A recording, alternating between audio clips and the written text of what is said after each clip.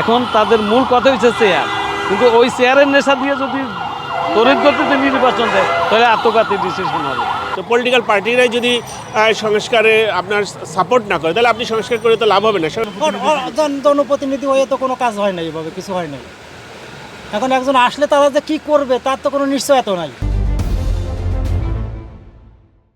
আওয়ামীপন্থী যত সরকারি সেক্টরে যত ধরনের আওয়ামীপন্থী দুষ্কৃত লোক সেট করা আছে, এদেরকে যতদিন পর্যন্ত অপসারণ করা না হবে ততক্ষণ পর্যন্ত যদি এর আগে যদি কোনো নির্বাচন দিয়ে দেয় তাহলে নির্বাচন দেওয়াটা আত্মঘাতী ডিসিশন নেওয়া হবে।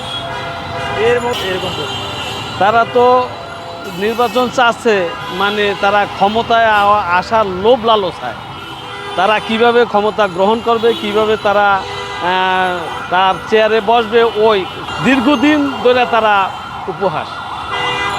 এখন তাদের মূল কথা হচ্ছে চেয়ার, কিন্তু ওই চেয়ারের নেশা দিয়ে যদি তড়িৎ গতিতে নির্বাচন দেয় তাহলে আত্মঘাতী ডিসিশন হবে গভর্নমেন্টের। সেই আওয়ামী অপশাসন আবার রাষ্ট্র ক্ষমতায় চলে আসবে।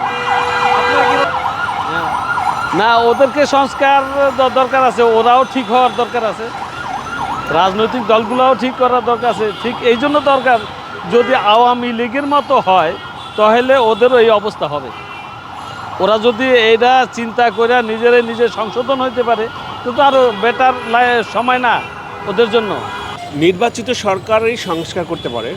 আপনি যদি ৭১-এ বিশ্বাস করেন, আমাদের সংবিধানে বিশ্বাস করেন, সংবিধান একটি চলমান প্রক্রিয়া। সংবিধানে সময় সময় প্রয়োজন হতে পারে, সংস্কারের প্রয়োজন হতে পারে, সংবিধানের সময় সময়ে কাটছাঁটের প্রয়োজন হতে পারে।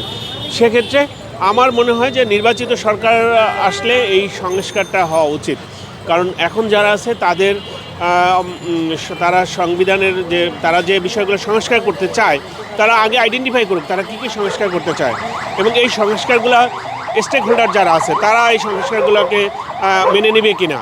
কারণ সংস্কারের মূল স্টেক হোল্ডার হচ্ছে পলিটিক্যাল পার্টিগুলো। তো পলিটিক্যাল পার্টিরাই যদি সংস্কারে আপনার সাপোর্ট না করে তাহলে আপনি সংস্কার করে তো লাভ হবে না। সংস্কারে যা করবেন সব বেঁচতে যাবে।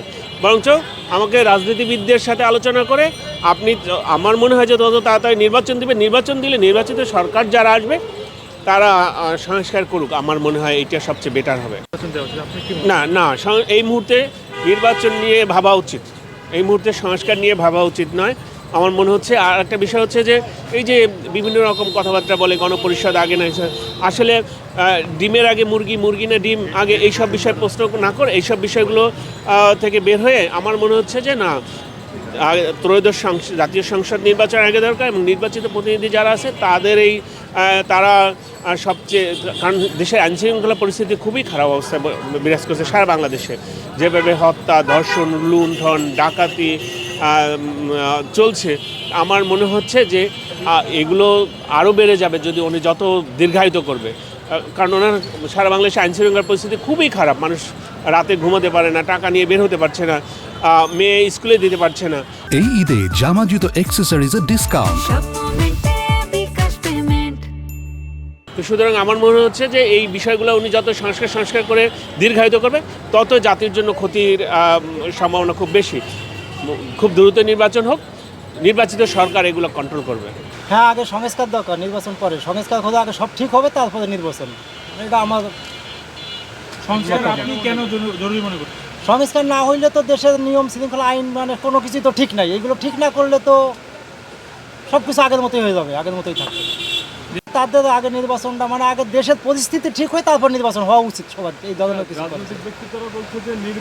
করলে করতে পারে, এখন সেটা হবে কি হবে না তাও তো কোনো নিশ্চয়তা, গ্যারান্টি নাই। জনপ্রতিনিধি হয়ে তো কোনো কাজ হয় নাই, এভাবে কিছু হয় নাই। এখন একজন আসলে তারা যে কী করবে তার তো কোনো নিশ্চয়তা নাই। তার কোনো নিশ্চয়তা আমরা কী পাচ্ছি? বিগত তো আগেও বিভিন্ন সরকারি তো আসছে।